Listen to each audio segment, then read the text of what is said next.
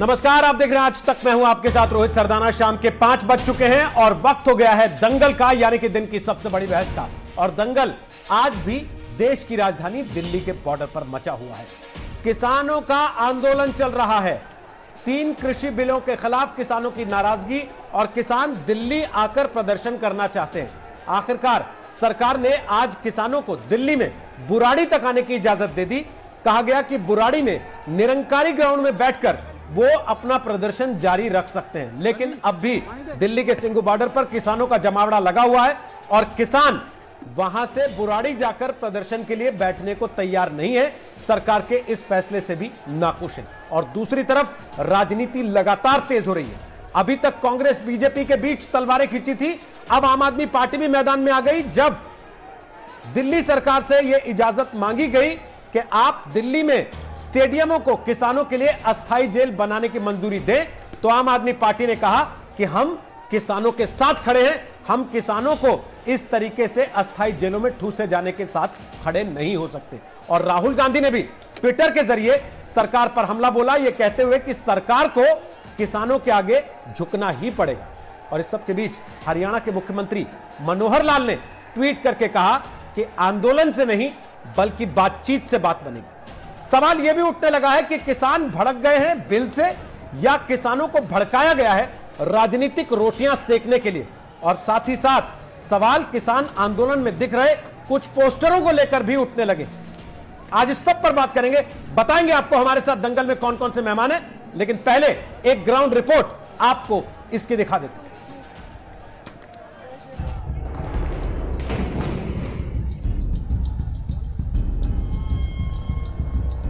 हरियाणा से दिल्ली आने का यह सिंघू बॉर्डर है, जहां दिल्ली चलो के नाम पर आगे बढ़ते किसान संगठनों के प्रदर्शनकारियों के साथ पुलिस का जमकर संग्राम हुआ।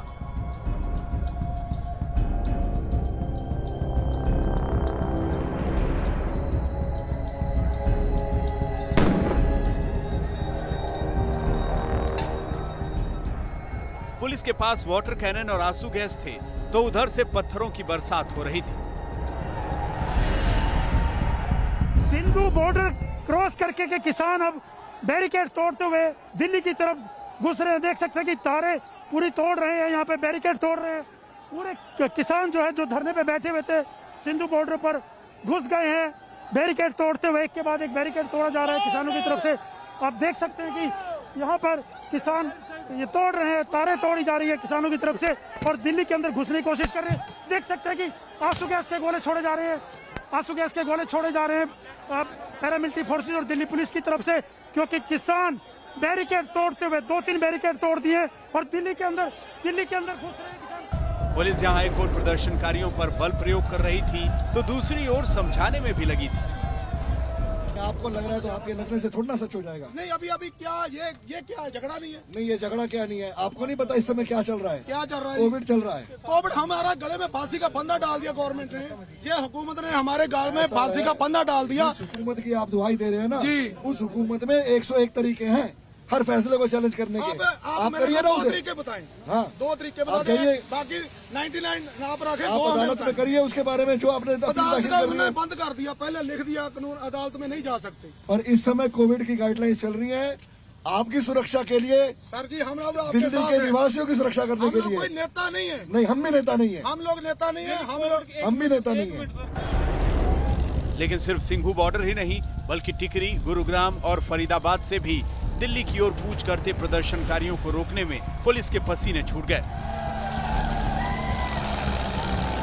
पुलिस चाहकर भी प्रदर्शनकारियों को रोक नहीं पाई। उधर पश्चिमी यूपी के कई शहरों से भी किसान संगठनों ने दिल्ली कूच करने की शुरुआत कर दी है। बहरहाल अब दिल्ली पुलिस ने हरियाणा से आ रहे किसानों को बुराड़ी के निरंकारी ग्राउंड में आने की इजाजत दे दी है। वो यहां आकर शांतिपूर्ण प्रदर्शन करें। दिल्ली चलो का नारा देकर प्रदर्शन कर रहे इन किसान संगठनों का विरोध 3 कृषि कानूनों को लेकर है। वैसे तो सरकार पहले ही 3 दिसंबर को बातचीत का न्योता दे चुकी है, लेकिन बीते 2 महीनों से गरमाई पंजाब हरियाणा की सियासत ने और तूल पकड़ लिया है।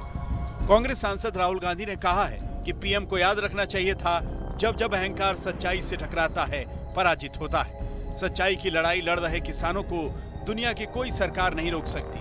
मोदी सरकार को किसानों की मांगे माननी ही होंगी और काले कानून वापस लेने होंगे। ये तो बस शुरुआत है। तो उधर हरियाणा के मुख्यमंत्री मनोहर लाल का बयान है कि केंद्र सरकार बातचीत के लिए हमेशा तैयार है। मेरी सभी किसान भाइयों से अपील है कि अपने सभी जायज मुद्दों के लिए केंद्र से सीधे बातचीत करें। आंदोलन इसका जरिया नहीं है, इसका हल बातचीत से ही निकलेगा। इस बीच एनडीए के दल भी किसानों के मुद्दे पर सर्वदलीय बैठक की मांग करने लगे हैं। नहीं, किसानों के साथ जो बल प्रयोग हो रहा है उसको हम उचित नहीं ठहराते। जहाँ तक किसान बिलों का सवाल है, हमारी पार्टी ने संसद में भी इन बिलों का समर्थन किया है और हम प्रधानमंत्री के इस आश्वासन के भी साथ हैं कि एमएसपी समाप्त नहीं की जाए। लेकिन ये भी सच है कि जो एमएसपी घोषित केंद्र सरकार के द्वारा की गई है वो उचित दाम किसानों को नहीं मिल रहा है। लिहाजा इस पर नए तरीके से सोचने की आवश्यकता है। कृषि मंत्री को अति शीघ्र 3 तारीख के बजाय उससे भी पहले मीटिंग बुलाई जानी चाहिए। 3 कृषि कानूनों को खेती से जुड़ा हुआ सबसे बड़ा सुधार बताया जा रहा है, लेकिन जिस तरह से ये मामला गरमाया हुआ है, अभी घमासान थमता नहीं दिख रहा है। दिल्ली हरियाणा बॉर्डर से सत्येंद्र चौहान और अशोक सिंघल के साथ आज तक ब्यूरो। तो आपको बता दें कि आज दंगल में हमारे साथ कौन कौन से मेहमान हैं। हमारे साथ संजय सिंह आ रहे हैं, वो आम आदमी पार्टी के सांसद हैं। हमारे साथ गौरव बल्लभ इस समय आ चुके हैं, वो कांग्रेस पार्टी के नेता और प्रवक्ता हैं। हमारे साथ राजकुमार चाहर आ गए, वो बीजेपी के सांसद हैं और साथ ही अध्यक्ष हैं बीजेपी किसान मोर्चा के। और हमारे साथ केसी त्यागी आ गए हैं, वो महासचिव हैं जेडीयू के, एनडीए की सहयोगी पार्टी। और किशोर तिवारी हमारे साथ आ गए हैं, वो शिवसेना के नेता। हम सबसे बात करेंगे, उसके पहले आपको सीधे ग्राउंड जीरो पर लिए चलते हैं। एक बार मेरे सहयोगी संजय शर्मा टिकरी बॉर्डर से इस वक्त हमारे साथ लाइव आ चुके हैं। संजय वहां के हालात बता रहे हैं। और सवाल संजय ये भी, जब दिल्ली की पुलिस ने ये कह दिया कि आप बुराड़ी जा सकते हैं, वहां बैठ सकते हैं, निरंकारी ग्राउंड जो मौजूद है उस जगह से आप प्रदर्शन कर सकते हैं, उसके बाद किसान क्या कह रहा है? यहां पर किसानों से हमारी बात हुई। अभी बस 10 मिनट पहले से किसानों के ट्रैक्टर दिल्ली में दाखिल होने शुरू हुए हैं। कुछ ट्रैक्टर तो लगभग 3 घंटे पहले चले गए थे, लेकिन थोड़ी देर में वो वापस आ गए और अब ट्रैक्टर धीरे धीरे आगे बढ़ रहे हैं। हमने उनसे पूछा कि कहां जाएंगे, बोला जी दिल्ली जाएंगे। दिल्ली में कहां जाएंगे, तो वो कह रहे हैं कि हम रामलीला मैदान जाएंगे। कुछ लोगों ने कहा कि वो जंतर मंतर जाएंगे, कुछ लोग कह रहे हैं कि वो किसान घाट जाएंगे। यानी अभी फिलहाल किसी तरह का नेतृत्व नहीं लग रहा कि कोई एक राय है। इसलिए जिस भी ट्रैक्टर ड्राइवर से बात करो, अभी एक ट्रैक्टर आ रहा है तो हम इनसे भी पूछ लेते हैं लगे हाथ, ताकि आप दिल्ली में कहाँ जाएंगे? हाँ जी, अभी दिल्ली जाके रहेंगे जी। दिल्ली रामलीला ग्राउंड में है। हाँ जी, होते जाएंगे, जाके रहेंगे। अधिकतर ट्रैक्टर वालों ने यही कहा कि रामलीला ग्राउंड में जाएंगे। कुछ लोगों का कहना था, जो हरियाणा से आए थे, उनका कहना था कि हम किसान घाट जाएंगे। तो अभी दिल्ली में घुसने के बाद थोड़ा कियोस्क सा लगता दिखाई पड़ता है कि कुछ लोग बुराड़ी जाएंगे, उधर के लोग जो सिंगू बॉर्डर के हैं वो बुराड़ी जाएंगे, इधर के लोग रामलीला मैदान जाने की कह रहे हैं। तो अब एक तरह से दिल्ली प्रशासन को इन लोगों को कंट्रोल करने में, इन लोगों के लिए सुविधाएं मुहैया कराने में और बाकी चीजों को नियंत्रित करने में मुश्किल तो होगी, चुनौती तो बड़ी है। वापस आएंगे संजय, आपके पास आप रहिएगा, हमारे साथ तस्वीरें वहां की और दिखाएंगे अपने दर्शकों को। टिकरी बॉर्डर का हाल संजय शर्मा बता रहे हैं। हमारे और सहयोगी भी अलग अलग हिस्सों में, अलग अलग बॉर्डर, क्योंकि उत्तर प्रदेश से भी अब किसानों को आने की अनुमति मिल गई है दिल्ली में, हरियाणा की तरफ से भी किसानों को आने की अनुमति मिल गई है दिल्ली में। हर जगह हमारे रिपोर्टर मौजूद हैं, वहां की तस्वीर आप तक पहुंचाएंगे। लेकिन राजकुमार चाहर साहब, आप तो किसान नेता हैं, आप ही मध्यस्थता कर लिए होते कम से कम सरकार और इन किसानों के बीच में। यह नौबत ना आती कि रात को ठंड में इन किसानों पर वाटर कैनन से पानी की बौछारें चलानी पड़ती?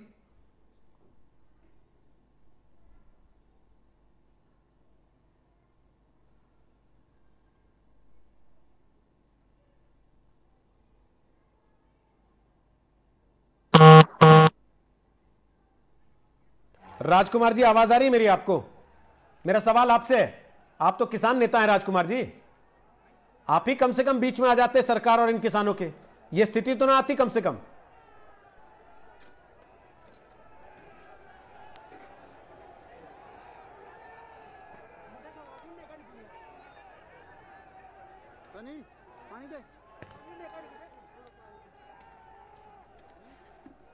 राजकुमार जी तक शायद हमारी आवाज नहीं पहुंच रही है और किसान भी यही कह रहे हैं कि सरकार तक हमारी आवाज नहीं पहुंच रही है।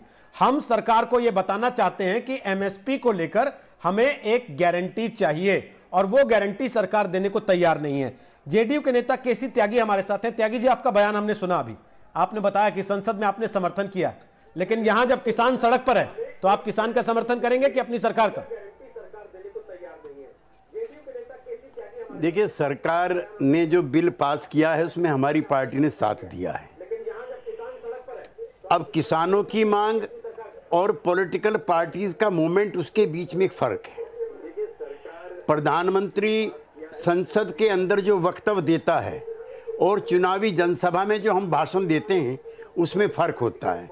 सदन के पटल पर प्रधानमंत्री का दिया गया वक्तव्य गीता कुरान की तरह से कोई उससे पलट नहीं सकता है। प्रधानमंत्री ने कहा एमएसपी समाप्त नहीं होगी, तो इतना मान लेना चाहिए कि एमएसपी समाप्त नहीं होगी, नंबर एक। नंबर दो, ये भी सच है रोहित जी कि जो सरकार के द्वारा घोषित एमएसपी है वो किसी भी किसान को देश में नहीं मिल रही है, चाहे धान का किसान हो, चाहे गेहूं का किसान हो, चाहे सब्जी का किसान हो, चाहे फल का किसान हो, ये भी सच है। लिहाजा जो कन्फ्यूजन किसानों में फैला है, ये जाड़ों के दिन और कोरोना संक्रमण के दिनों में वो अपनी जान को जोखिम में डाल करके यहाँ पर आए हैं, तो उनकी वेदना को भी समझने की आवश्यकता है। हम भी और जो भारतीय जनता पार्टी जो पहले जनसंघ थी और हम लोकदल में थे या समाजवादी आंदोलन में थे, हम इस तरह के बलपूर्वक प्रयोगों के पहले भी खिलाफ रहे हैं। इसलिए हम इसको जायज नहीं ठहराते। किसान की कमर पर लगा हुआ पुलिस का एक डंडा हमें सदियों तक याद रहता है। इसलिए कृषि मंत्री को बात करनी चाहिए, और अगर किसान इसी से संतुष्ट होते हैं कि जो सरकार के द्वारा घोषित एमएसपी है वो मैंडेटरी हो जाए और उससे कम बेचने वाले संज्ञेय अपराध की श्रेणी में आए, तो मैं समझता हूं ये सारा समाप्त हो जाता है, नंबर एक।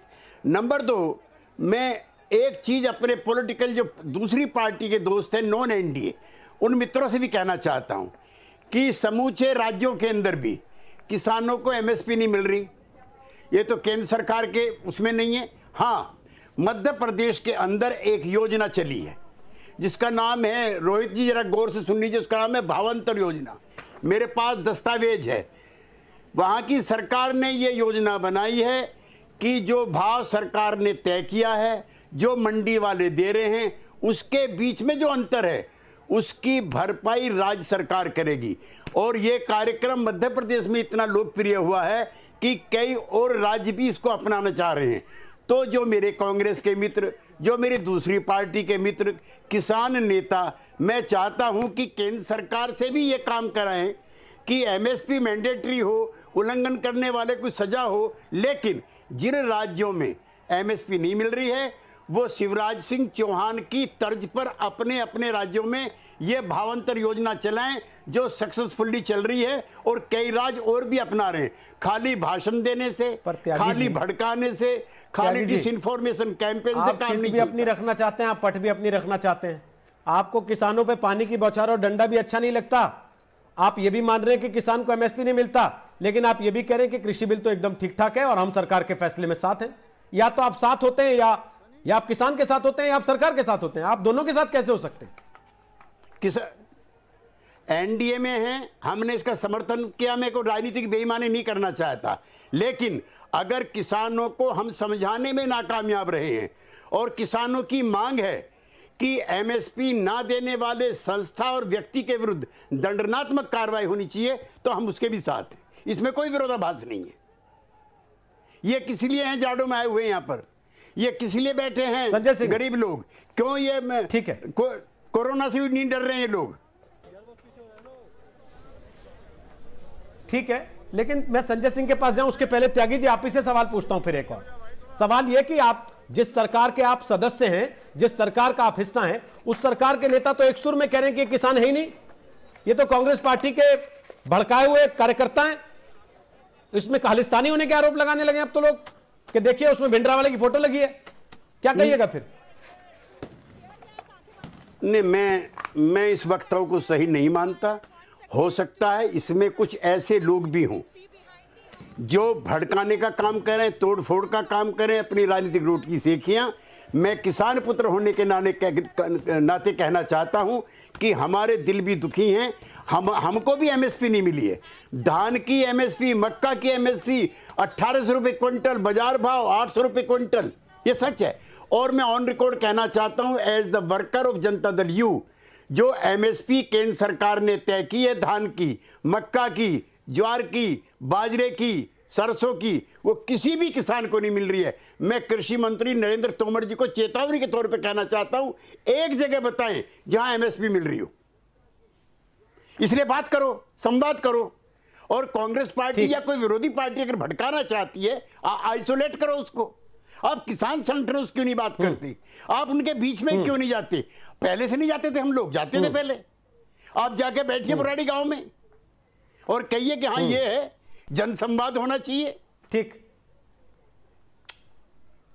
अभी आपकी बात पे राजकुमार जी से कमेंट, तो उसके पहले संजय सिंह, भड़का रही है कि कांग्रेस किसानों को, या आप लोग भड़का रहे हैं मौके का फायदा उठा के?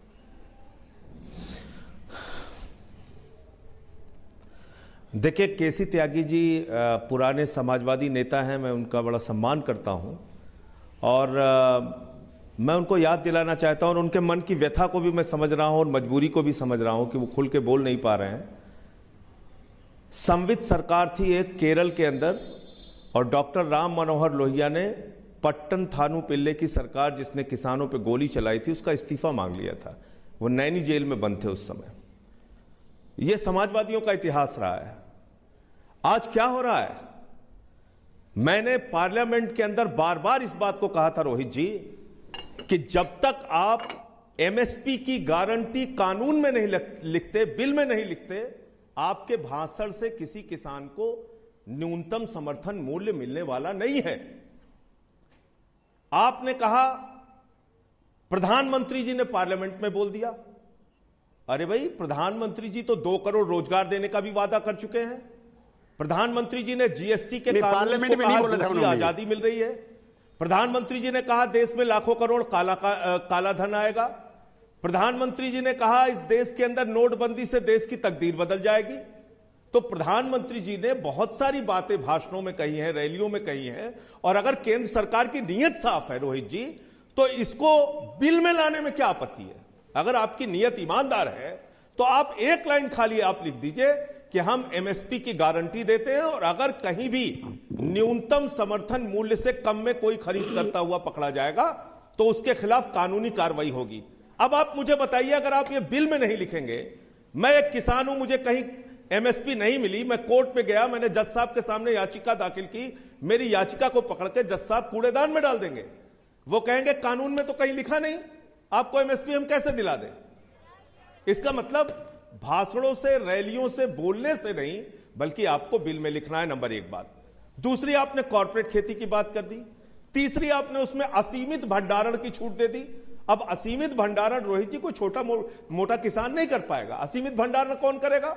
बड़े बड़े पूंजीपति करेंगे। बाजार से गेहूं, चावल, गेहूं उठाएंगे, धान उठाएंगे, मक्का उठाएंगे, सब्जियां उठाएंगे, फल उठाएंगे, उसको असीमित तौर पे भंडारण करेंगे और जब बाजार में उसकी कमी आ जाएगी तो महंगाई बढ़ेगी, उसको महंगे दामों में बेचेंगे। तो कालाबाजारी को, बिल के अंदर जो बदलाव आप चाहते हैं, ये किसानी बिल बतौर एक सांसद वैधता घोषित करता है। मैं आपसे उस पर एक बार को सहमत हो भी जाऊं कि बतौर सांसद आप इसमें बदलाव की मांग कर रहे हैं और आप संसद तक वो आवाज उठाते रहे। पहले इस कार्यक्रम में बैठ के भी आपने ये सवाल उठाए, लेकिन इससे इतर मेरा सवाल यह है सर, आपकी सरकार दिल्ली में 2000 रुपए का चालान काटती है एक आदमी का जो बिना मास्क के पकड़ा जाए, शादी में चालान कटवा देती है गिनने के बाद कि भाई तुमको जितनी हमने संख्या तय कर रखी है उससे ज्यादा आदमी तुमने बुला लिए, लेकिन किसानों के लिए कहती है आ जाओ, क्योंकि इससे राजनीतिक लाभ की संभावना दिखती है। क्यों? आपकी सरकार भी तो कह सकती है कि यह आपदा का दौर है, हम आपकी तरफ से सरकार से अपील कर रहे हैं कि बैठ के बात की जाए, कर रहे हैं आप, और ये आंदोलन की शक्ल उस तरीके की ना हो। गलत व्याख्या आप कर रहे हैं। मैं रोहित जी, मैं आपको खुद कह रहा हूं कि ये बिल्कुल गलत व्याख्या कर रहे हैं। लोगों का जीवन इस कोरोना की महामारी और संकट में बचाना जरूरी है, लेकिन किसान को अगर उसके फसल का दाम नहीं मिल रहा है, अगर खड़े खेत में धान पर ट्रैक्टर चलाना पड़ रहा है, अगर 1850 तो उसको कोरोना में झोंक दें, घोषित भीड़ लगा दें, 1000 रुपए और 800 रुपए में बेचना पड़ रहा है। केसी त्यागी जी उत्तर प्रदेश से हैं, बहराइच की मंडी में, पीलीभीत की मंडी में, कानपुर की मंडी में, लखनऊ की मंडी में, आप जाकर देख लीजिए, मेरठ की मंडी में कहीं भी किसान को एमएसपी नहीं मिल रही। वो बिल्कुल ठीक इस बात को कह रहे हैं, लेकिन एमएसपी दिलाएगा कौन? सरकार में बीजेपी बैठी है, केंद्र में बीजेपी बैठी है। कब मना कर रहा हूं इस बात से? बीजेपी बैठी है, मैं खड़ा हूं आपके साथ इस बात को लेके। लेकिन दूसरा सवाल भी तो जीवन का सवाल है सर। तो किसान वो सवाल भी तो जीवन का सवाल है। आप ही लोगों ने तो हमें बताया अरे तो उनके कि वो भी जीवन का सवाल है। क्या अनाज का दाम मिलना जीवन का सवाल नहीं है? क्या अनाज का दाम मिलना जीवन का सवाल नहीं है? मंदसौर के अंदर मध्य प्रदेश की अभी बात कर रहे थे, 5 किसानों को गोलियों से भून दिया गया था। क्या किसान को इस देश में आंदोलन करने का हक नहीं है? जी, मैं कोरोना पर अगर बीजेपी केवल यही तरीका है तो चुनाव में क्या इसके बिहार में अलावा कोई और रास्ता हजार नहीं लोगों है? की रैली हुई, आपने क्या जब किसानों के अलग अलग जत्थे जा रहे हैं, आपने खुद सुना होगा संजय जी, कोरोना के काल में कोई कह रहा है कि मैं रामलीला मैदान जा रहा हूं, कोई कह रहा है बुराड़ी जा रहे हैं, कोई कह रहा है जंतर मंतर जाना है। मैं बता रहा हूं, किसी को कोई ये नहीं पता कि वो कहां जाके बैठ के क्या धरना देना चाहते हैं। क्या ये संभव नहीं है कि उनसे कुछ लोगों का एक प्रतिनिधिमंडल चुन के बातचीत करवा दी जाए, रास्ता है इसका, और उसको हल करवाया जाए मामले को, बजाय इसके कि उसका राजनीतिक लाभ लेने के लिए बाकायदे भड़का के लोगों को कहा जाए कि आओ आओ सड़क पे आओ। एक रास्ता है, किसी को भड़काने का मौका आप क्यों दे रहे हैं? मैं पूछना चाहता हूं, केंद्र की सरकार अगर उसको लगता है कि कोई उनको भड़का रहा है तो किसानों की मांग मान लीजिए, ये काला कानून वापस ले लीजिए, 2 घंटे के अंदर संसद का विशेष सत्र बुलाइए या एक अध्यादेश पारित कर दीजिए और उसको संसद में पास करा लीजिए। ये तो सब कुछ आपके हाथ में है।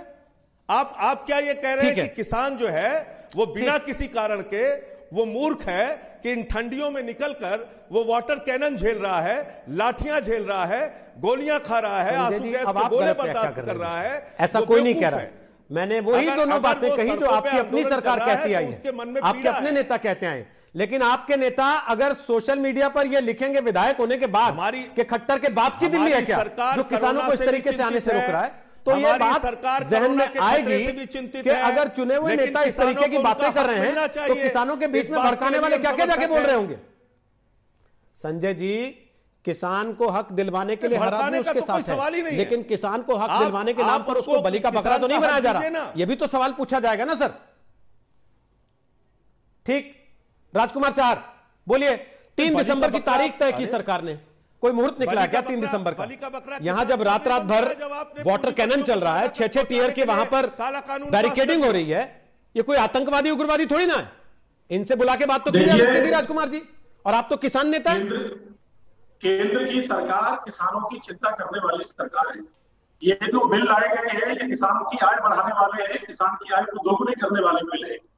देश के प्रधानमंत्री को गरीब की चिंता है, मजदूर की चिंता है, किसान की चिंता है, और इसकी आय बढ़ाने के लिए किसानों के लिए ये बिल लाए गए हैं। और ये जो संजय सिंह जी जिनकी पार्टी केवल फरेब और झूठ से जिनकी बुनियाद खड़ी हो, वो आज किसानों के हित की बात कर रहे हैं। जिस समय पर किसानों के ये बिल लोकसभा के अंदर लाए जा रहे थे, राज्यसभा में लाए जा रहे थे, उस समय ये कहाँ थे ये लोग? कांग्रेस पार्टी के नेता विदेश में थे और ये लोग माइक तोड़ रहे थे, संवैधानिक व्यवस्था को भंग करने का काम कर रहे थे। ये जब अन्ना के नहीं हुए तो किसानों की लड़ाई करते थे, गरीब की लड़ाई करते थे। मुझे निलंबित किया गया था इस काले कानून का विरोध करने के चक्कर में।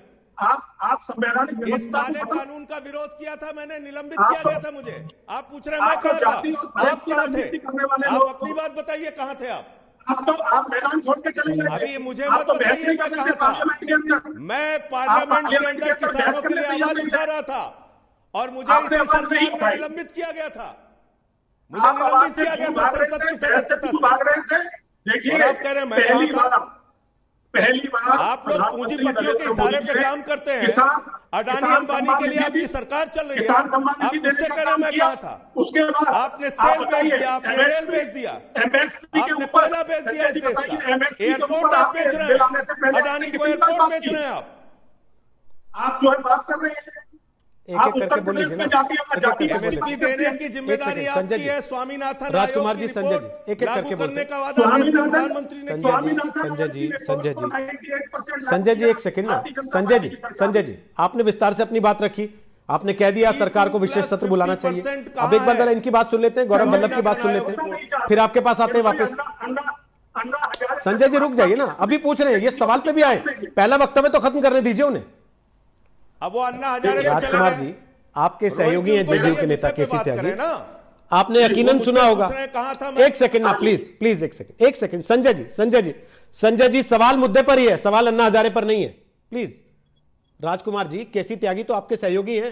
चलिए संजय जी, तो आप कह रहे हैं कि आप राजनीतिक लाभ उठाने के लिए आपके विरोध में खड़े हैं, किसानों को भड़का रहे हैं, लेकिन केसी त्यागी वो तो आपके साथ के हैं, सरकार का हिस्सा है, बिल का समर्थन भी कर रहे हैं, लेकिन वो कह रहे हैं किसानों को एमएसपी तक नहीं मिल रहा। और जब एमएसपी नहीं मिल रहा तो फिर किसान इस बात पे कैसे भरोसा कर ले कि एमएसपी मिनिमम गारंटी बना रहेगा, जो आप लिखकर देने को तैयार नहीं उनको। पहली बार किसान को स्वतंत्रता मिली देश के किसी कोने में किसी मार्केट में अपनी उपज को बेचने की। पहली बार लाभ की तरफ किसान जा रहा है। आज ये बिल आने से पहले किसी भी पार्टी ने न कभी एमएसपी पर बात की। ये लोग जो बैठे हुए, मैं त्यागी जी का सम्मान करता हूँ, वो किसानों की चिंता करने वाले नेता शुरू से रहे और वो जानते हैं कि आज हम लोग जितनी एमएसपी पे आप देखिए, कम से कम 26 लाख से अधिक किसानों से खरीदारी की गई है, लाखों टन खाद्यान्न सामग्री खरीदी गई है, उपज खरीदी गई है किसान की, और एमएसपी से भी अधिक मूल्य पर भी अगर किसान।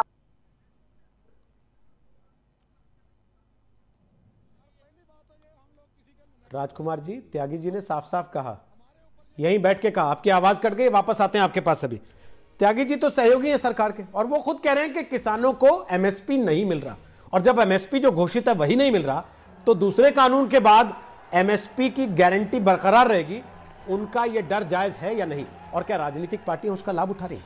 हमारे साथ गौरव बल्लभ हैं, कांग्रेस के नेता और प्रवक्ता, उनसे बात करें। किशोर तिवारी शिवसेना के नेता और प्रवक्ता। उसके पहले एक बड़ी खबर आपको बता दें, हरियाणा सरकार ने पंजाब से लगते सारे बॉर्डर खोल दिए हैं। किसानों के आंदोलन के दरमियान बॉर्डर सील किए गए थे और किसानों को आने की अनुमति नहीं मिल रही थी, क्योंकि किसान दिल्ली की तरफ कूच करना चाहते थे। अब जाकर हरियाणा और पंजाब के बीच के सारे बॉर्डर्स खोल दिए गए हैं ताकि किसान दिल्ली जा सके, और दिल्ली में बुराड़ी मैदान में किसानों को बैठने की अनुमति दी गई है। निरंकारी मैदान इस जगह को कहा जाता है। गौरव बल्लभ, कैप्टन कौन है इस प्रदर्शन का? गौरव जी। हिंदुस्तान जी, रोहित जी, कैप्टन इस प्रदर्शन का हिंदुस्तान के 62 करोड़ किसान है।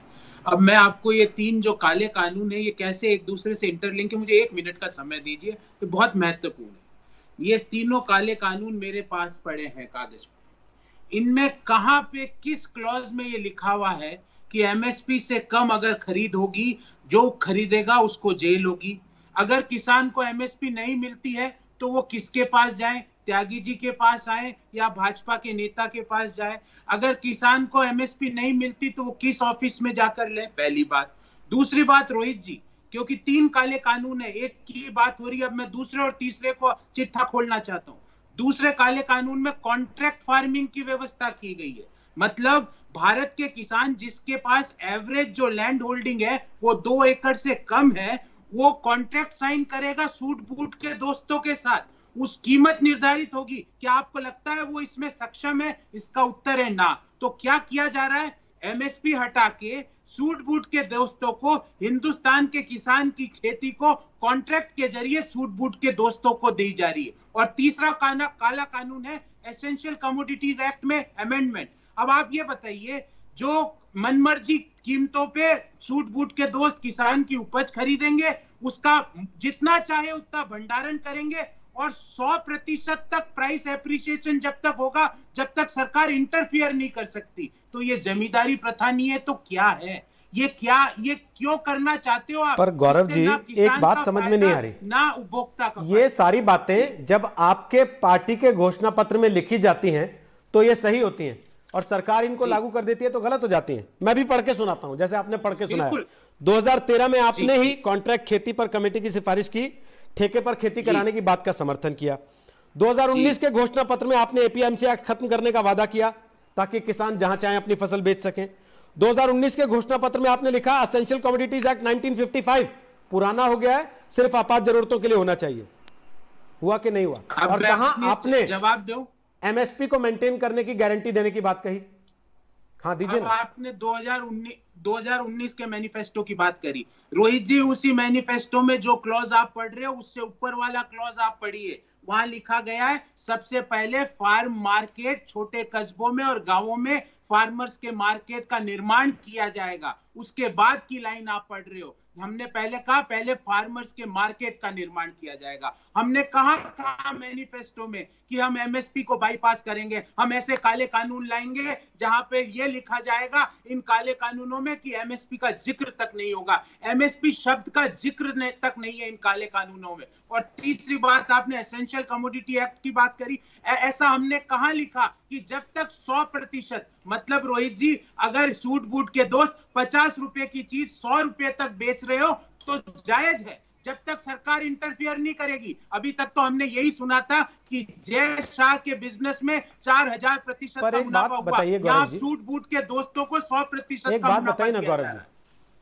गौरव जी, अब आप देखिए क्या है ना, अब क्योंकि आपने आज सूट बूट तय किया है तो आप हर चीज में सूट बूट ले आएंगे, पर भिंडरा वाला सूट बूट में नहीं है सर, वो किसान आंदोलन में पोस्टर पे है। क्यों है सर वो? जी अब मैं उसी से ना सवाल उठने लगे कि भाई ये कौन करवा रहा है और क्या करवा रहा है। रोहित जी आप बड़े तीखे सवाल करते हो और मैं आपको बिल्कुल दिल से बिना लाग लपेट के उत्तर देता हूं। रोहित जी, अगर स्टूडेंट्स आंदोलन करें तो उनको कह दिया जाता है टुकड़े टुकड़े गैंग। अगर पढ़े लिखे लोग आंदोलन करें उनको कह दिया जाता है अर्बन नक्सल। अगर महिलाएं आंदोलन करें तो उनको कह दिया जाता है ये पाकिस्तानी है। अगर विपक्षी दल आंदोलन करे तो बोल देते हैं देशद्रोही है। अब किसान को बोल रहे हैं, अगर पंजाबी किसान आंदोलन कर रहा है तो उसको भंडार नहीं, मैं अगर सीधा पूछ देता हूं तो आप उतना ही ज्यादा घुमा देते हैं उस चीज को। त्यागी जी ने कम से कम इस बात को स्वीकार तो किया कि इससे इनकार नहीं कर सकते, कुछ लोगों ने घुसपैठ कर लियो। आप तो उल्टे ये कह रहे हैं कि भाई ये डलवा दिए गए पोस्टर। अरे मैं आपको रोहित जी आप एक चीज बताइए, किसान आज आप ही ने बोला कि 3 दिसंबर को माननीय कृषि मंत्री मिलेंगे। अरे अब तो देव उठनी 11 भी आ गई, मुहूर्त सब शुभ मुहूर्त आ चुके हैं। माननीय कृषि मंत्री 40 किलोमीटर दूर जाके क्यों नहीं मिल लेते? क्यों उनको कौन रोक रहा है उनको जाने से? क्या पुलिस रोक रही है उनको वहां जाने से? ये सवाल मैं सहमत हूं आपसे गौरव जी, तो मैं ही उठा रहा हूं सवाल। 2 महीने हो चुके। अरे ये सवाल तो मैं ही उठा रहा हूं, लेकिन मैं साथ साथ ये भी पूछ रहा हूं क्या राजनीतिक लाभ के लिए राजनीतिक पार्टियां इन किसानों को बलि का बकरा बना रही हैं? इन किसानों को राजनीतिक पार्टियां बली का बकरा बना रही है कि नहीं बना रही? आप लोग भी उनकी सवारी कर रहे हैं कि नहीं कर रहे हैं सर, मौका देख के? आप ये बताइए रोहित जी, आप ये बताइए किसानों की एमएसपी की मांग के साथ खड़ा होना क्या राजनीति करना है? अगर ये राजनीति करना है रोहित जी तो 62 करोड़ किसानों के साथ कांग्रेस का हर कार्यकर्ता खड़ा होगा और हम करेंगे राजनीति, क्योंकि हम किसानों को एमएसपी दिलाने के लिए प्रतिबद्ध हैं। हम उनकी जमीन को कौन सूट बूट के दोस्तों के हवाले नहीं कर सकते। हम एसेंशियल कमोडिटी एक्ट में 100% का मुनाफा सूट बूट के दोस्तों को नहीं कमाने देंगे। ओके, राजकुमार चाहर जवाब दीजिए, उसके बाद किशोर तिवारी और केसी त्यागी बोलेंगे। बोलिए राजकुमार चाहर, जवाब दीजिए इनकी बात का। 60 साल तक कांग्रेस इस देश में रही है, एक परिवार ने शासन चलाया है। आज तक इन्होंने कभी एमएसपी के ऊपर कोई स्पष्ट निर्देश नहीं किया। एक संवैधानिक आदेश था 1965-66 में जिसे लाया गया था, और वो संवैधानिक आदेश आज तक चल रहा है। देश के माननीय प्रधानमंत्री नरेंद्र मोदी जी ने खुद कहा अपने जन्म दिवस के अवसर पर पूरे देश के किसानों को आश्वस्त किया, एमएसपी थी, एमएसपी है और एमएसपी रहेगी। और मैं आपको विश्वास दिलाता हूं, मैं भी किसान का बेटा हूं, खेती करता हूं। मुझे नहीं पता ये लोग खेती करते हैं कि नहीं गौरव जी, और ये लोग ये बार बार ये फूट फूट की सरकार बोलने वाले लोग, कांग्रेस पार्टी के कारण ही आज किसानों की दुर्दशा हुई है। और पहली बार किसान सम्मान निधि 2014 के बाद किसानों को देने का काम किया गया, 6000 रुपए उसके खाते में डाले गए। इन्हीं के नेता कहा करते थे एक रुपया भेजते हैं तो 85 पैसे गायब हो जाते हैं, 15 पैसे पहुंचते हैं किसान और मजदूर के पास। लेकिन ये केंद्र की सरकार ने, मोदी जी की सरकार ने किसानों को किसान सम्मान निधि दी और आज किसानों की आय बढ़ाने के लिए। बताइए एमएसपी कितना पहुंचता है किसान के पास? जो आपने 1.5 गुना 2 गुना किया, वो कितना एमएसपी पहुंचता है किसान के पास? देखिए मंडियों में आपके साथी त्यागी जी मना कर रहे हैं कि मिल रहा है, आप कह रहे हैं मिल रहा है। देखिए हो सकता है कहीं नहीं, ये भी एमएसपी भी ये देख के मिलता है क्या कि कौन किसान कांग्रेस का समर्थक है और कौन बीजेपी का? देखिए तो एमएसपी मिलता कहीं?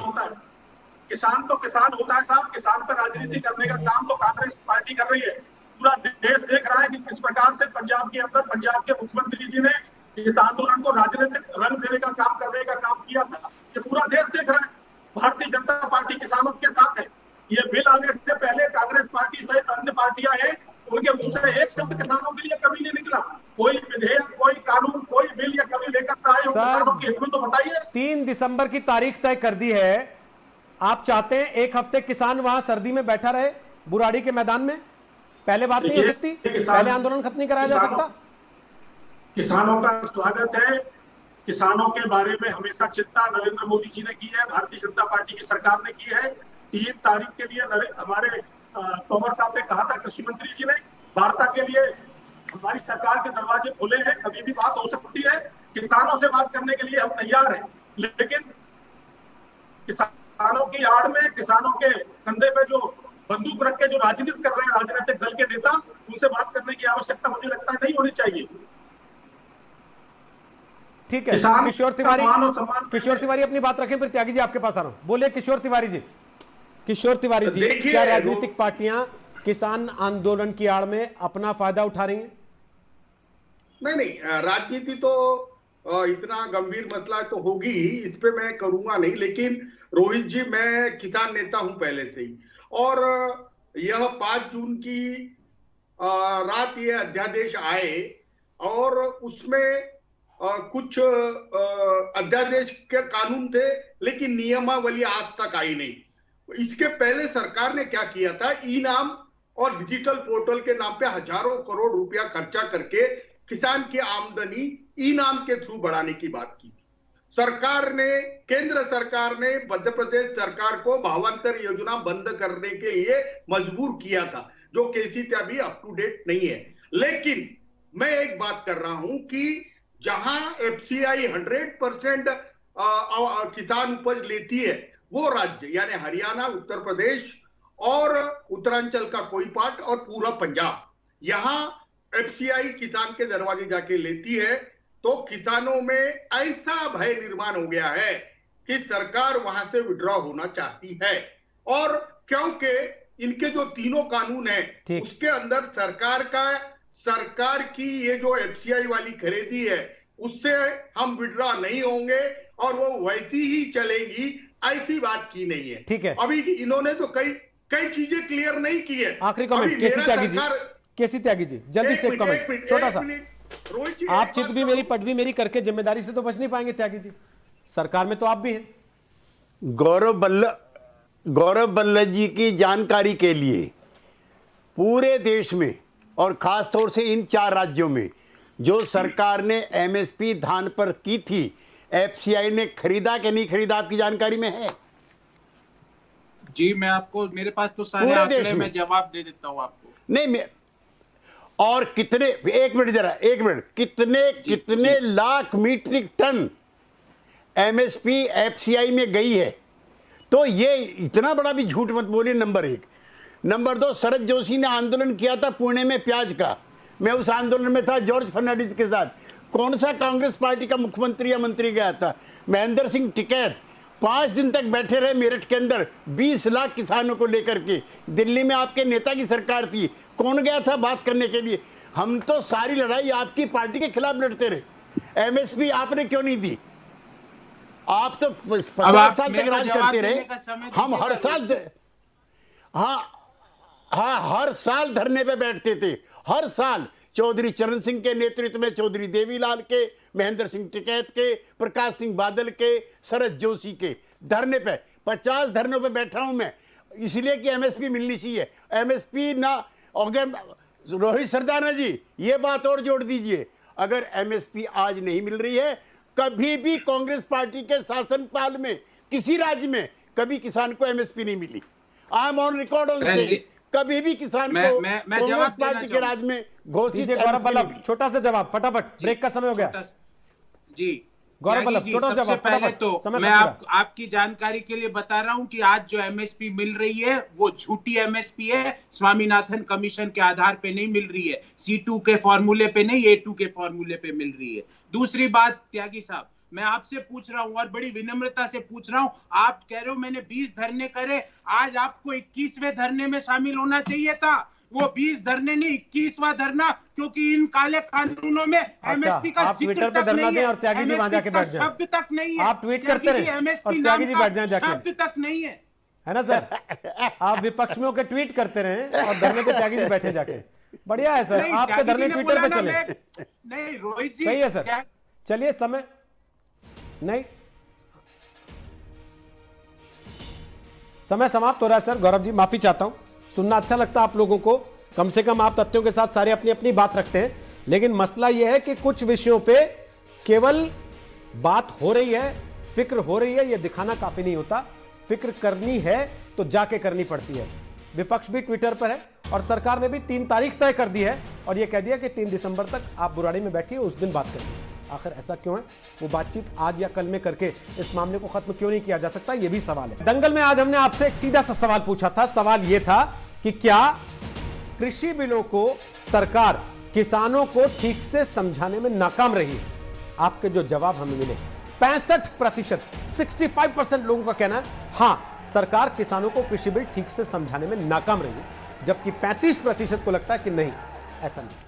नमस्कार, मैं हूं अंजना ओम कश्यप। हमें उम्मीद है ये वीडियो आपको पसंद आया होगा। लेटेस्ट खबरों के लिए यूं ही देखते रहिए आज तक और इस वीडियो के पसंद आने पर लाइक, शेयर एंड सब्सक्राइब करना ना भूलें।